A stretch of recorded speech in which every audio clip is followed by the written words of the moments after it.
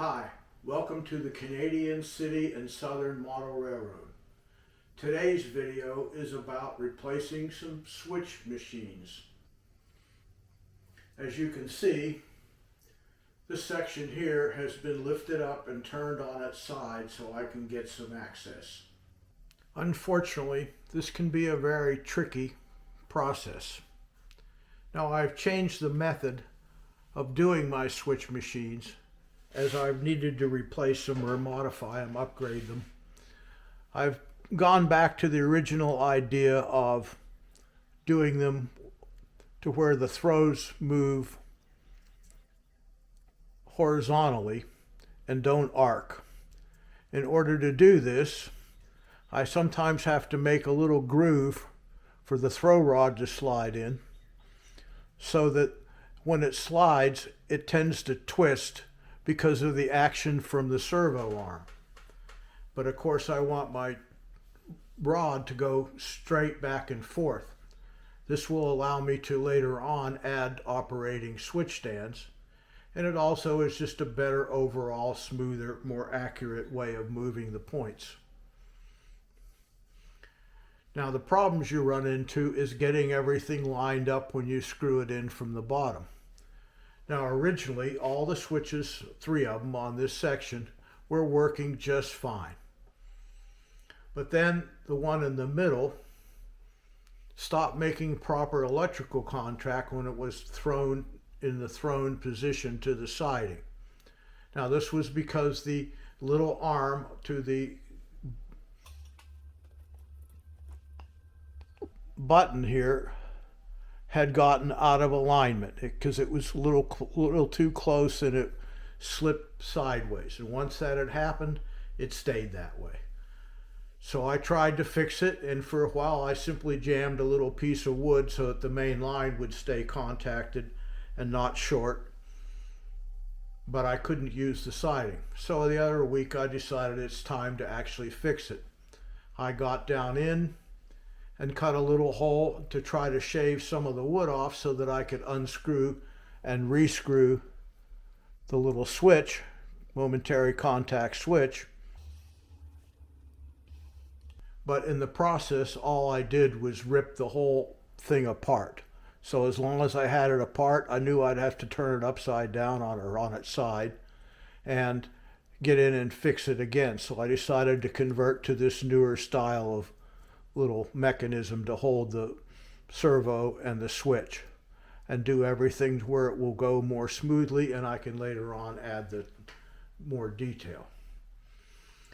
The problems you run into is it's very hard to figure out when you're working sideways and upside down to what's actually going to be going on the top side when it's put back in place. And just getting the module up on its side is pretty tricky too. You have a tendency for things to stick together where a little bit of scenery's been worked on, and even though they're only clamped together, the sections do tend to get stuck. So you kind of got to break them free. And of course I had to remove the buildings and about 2/3 of the trees on the module so that I could turn it on its side. Another issue is when you're working around all this stuff upside down, you can run into, okay, which way, when I'm looking at it like that, are the wires supposed to go? Which one of these goes to the frog and which one goes to the red rail and the black rail? Well, it turns out on this one, I got them wrong. I got the blue line coming down from the frog mixed up by looking at it this way instead of that way. So now when I had it all back together and everything was checked out and the switches were throwing just fine, both left and right, locking in place nice and tight but not too tight, I got my meter out and checked them, and everything seemed to be working right. But then I checked the other side and it was working right. But then just to be sure, I checked both, and sure enough, anywhere on this entire section, when I touched the inside rail to the outside rail, beep, had a short. Well, after checking it, I realized this is the one that's causing it, and when I move the blue and the black around, that should fix it, but then I'll still have to figure out which way, and again looking upside down through the layout, figure out where the points are going to be so that the frog and the points line up, hopefully, and get it right without having to turn the module up, right side up, test it with the meter, and then have to take it back down, unscrew it all again, just to switch the wires around if the red and the black are out of place. So it gets to be a tricky issue. And again, one of the little grooves up in here, the little groove for the wire to go through is a little bit offset to the actual position of the ground throw, or the throw rod. And I tried to cut it out with my X-Acto knife, and the X-Acto knife slipped and bust apart the bracket that holds the switch machine and the switch, electrical switch. So this had to be taken apart and glued back together. It should be dry enough now, and then I can go ahead and reattach the electrical switch and screw the whole mechanism back underneath the layout. And hopefully get it in as good an alignment as it was before, when it was working mechanically, but not electrically.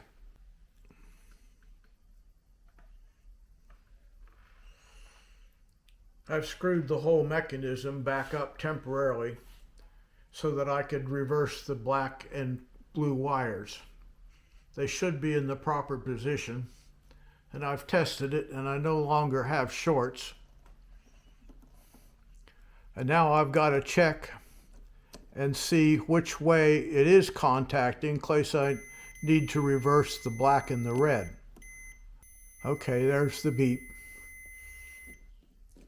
but no beep here.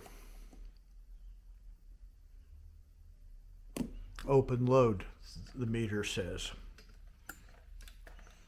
Now what that means is that with the throw all the way out, which will be pushing towards the front of the layout, the switch should be thrown the correct direction when the frog is connected to the black or inner rail on the layout. However, I have got that backwards before because, again, this gets confusing by which way the thing is mounted and whether you're looking at it upside down or right side up. So I hope I've got it right, because if that's the case, then all three of the servos are now correct. And I won't have to turn the layout around for about the fourth or fifth time. All three switches up here now align correctly. They go back and forth and line up just fine. And over here,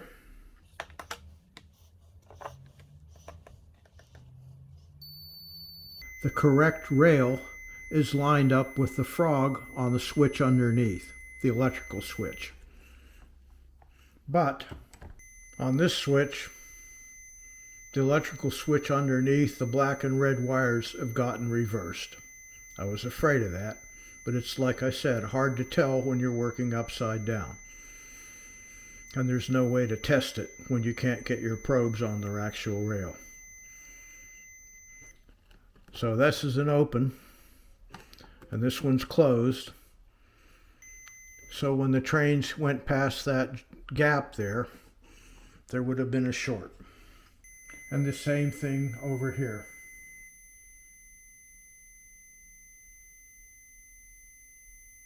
The wrong rail is lined up with the frog on the switch underneath.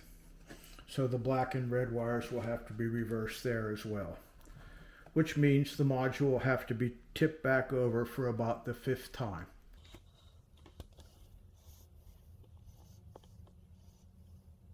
And my wall's getting all scratched up, my nice sky blue paint. Oh, I thought I'd reverse the black and red on that, but apparently I unsoldered the two wires and then soldered them back in the same position, because I had to go back over to the bench and get some tools, and I kind of forgot. I should have done a little chant to remember which ones went where. But it may not matter, because the switch is supposed to be closed when the knob's to this direction, to the left, and thrown when the switch is to the right. But it isn't. It's the other way around up there. So turning the servo itself around and turning the switch around, the electrical switch, it may turn out to be right because I'll have to reverse the servo in the servo mount. This is my new standard mounting bracket for servo controlled turnouts switches. Depending on which way the servo is mounted and which way the mount is mounted to the sub-road bed, this can handle left or right switches with no problem and get the polarity right. This is the standard and it's for stub switches. For point switches, I would need a switch on either side and only one of the two output terminals or input terminals would be connected. That way that would prevent shorts if the point rails touch before the switch moves all the way. The servo arms can be sanded down to where the switch closes, but there's a little bit of give left so that the servo does not burn up from trying to keep it thrown all the way. The little arm here keeps the upright portion from wanting to pivot to this side when the servo arm moves back and forth, which causes the little L bend, Z bend, to twist slightly. So that when it's in its final thing, it moves back and forth horizontally and doesn't torque the throw bar up or down. Well, all the electrical connections have finally been figured out and the section's been set back in place and all the many fitter pieces of rail have been reinstalled. The trees have been put back in place and the buildings have been hooked back up to their lights.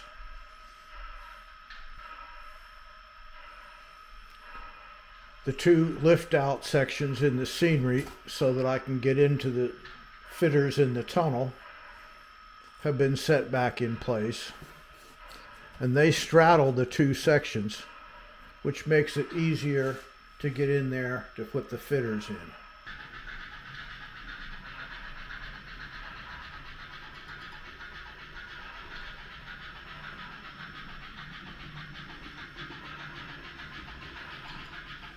Denver and Rio Grande Western 278 is arriving from the future to pick up some log cars.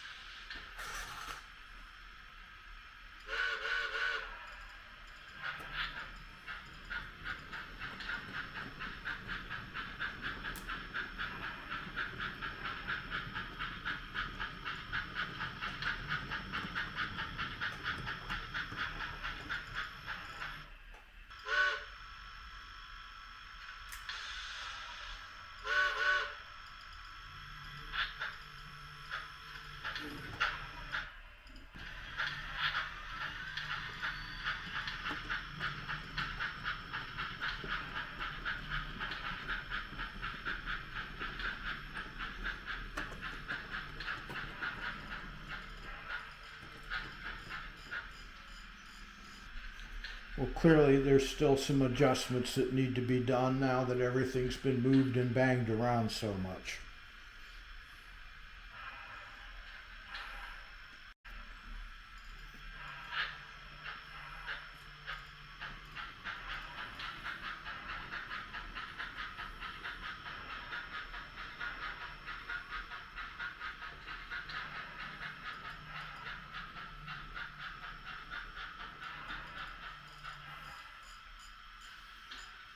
.278 is pulled ahead and will be turned for the trip back down the hill.